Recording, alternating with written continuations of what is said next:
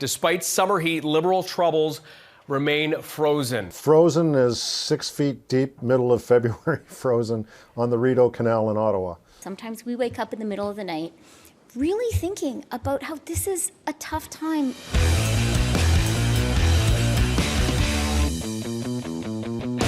"68% of Canadians want to see Justin Trudeau resign, including 1/3 of Liberal Party supporters. He has a less than 1% chance of winning the next election.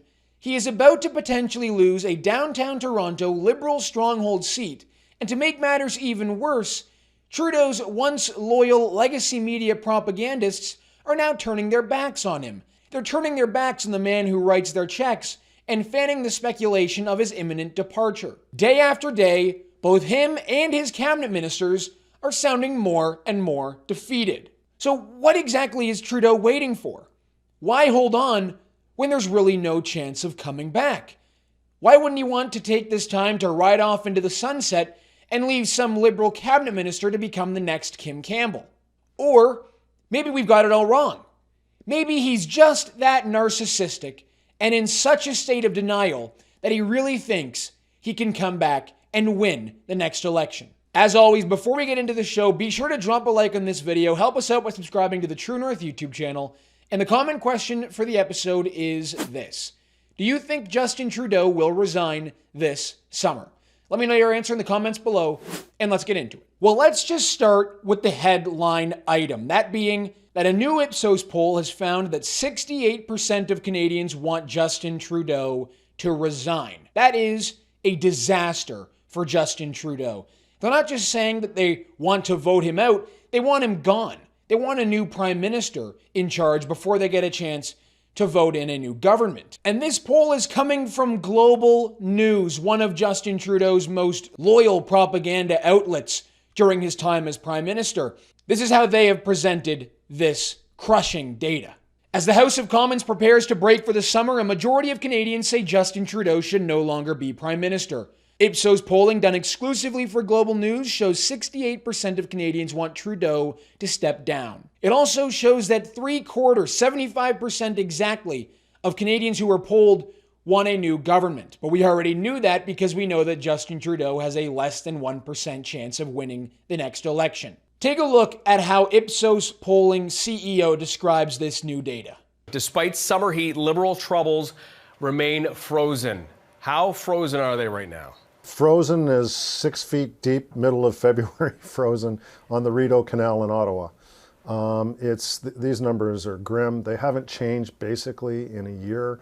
All they seem to do, all the fundamentals underneath the vote numbers just seem to be getting worse for the Prime Minister and the Liberal Party. When you look at where the Liberals are today, at 24, Justin Trudeau beat Stephen Harper and won a comfortable majority back in 2015, beating him by only 10. Pierre Poilievre is 8 points better than that right now. So that's how bad it is at the moment for the Liberal Party of Canada. Justin Trudeau himself went on a softball podcast with some sort of psychologist last week, and he was asked directly how many times he's thought about quitting. As he says in the interview, there was a time last year when his marriage was falling apart when he contemplated stepping down. But now the fight is too important, as he says. It's too important for him to step aside and let someone else run. But take a listen to what was put into the teaser of the episode that didn't somehow make it into the actual podcast, when he's talking about contemplating leaving the job undefeated. And take a listen to what pollster Greg Lyle said on June 10th while sitting down with Steve Paikin. Okay, you've twice in that answer said the government, as it almost certainly will, fall, and Right. Poilievre, once he gets into government, you're basically treating the next election as if it's a fait accompli. Right. So is that to say I mean, again, based on your experience and your research in the field, is there no path back at the moment for the current Prime Minister? No. Period, It's full over. stop. It's over for Trudeau. And now we're at the stage in Justin Trudeau's premiership where anytime he gives an interview to somebody, the question about him resigning is asked every single time. Even with David Cochrane, a man who was so loyal to Justin Trudeau during the 2019 federal election that Trudeau made sure to go out of his way to give David Cochrane a poutine to thank him for his biased and near sycophantic coverage of Justin Trudeau. For you, David. This is for you. No. Me? Well, take a listen to what David Cochrane asked Trudeau just a few days ago on the CBC. The exact same question. Why haven't you just resigned already? The conversation of why you should quit and when you should leave, and you say you're staying. So what is it you want to do in a fourth term that you couldn't do in the first three? Oh no, it's continuing to meet the moment for Canadians. It's continuing to know that what we've done over the past years, whether it was raising taxes on the wealthiest and lowering them for the middle class, whether it was delivering on a Canada Child benefit that has lifted hundreds of thousands of kids out of poverty and made a huge difference across the country. Did you hear any ideas about what he plans to do in a fourth term? I didn't. All I heard was what he claims to have accomplished already. And look at the situation we're now in. Canadians can't afford a house. We have an open borders immigration policy that is destroying this country. We have an out of control cost of living crisis. Crime is off the rails in Canada. Homelessness and food insecurity is up. And everyone seems to be extremely depressed. The press are not just out against Justin Trudeau. They're also out for blood against all of his deputies, all of his cabinet. They're now asking them these questions. Like this question posed to Chrystia Freeland just a few days ago, asking her what makes her think Canadians are even listening to her government now that it shows everyone wants to see them gone. What makes you think Canadians are listening to you and anything your government is saying right now?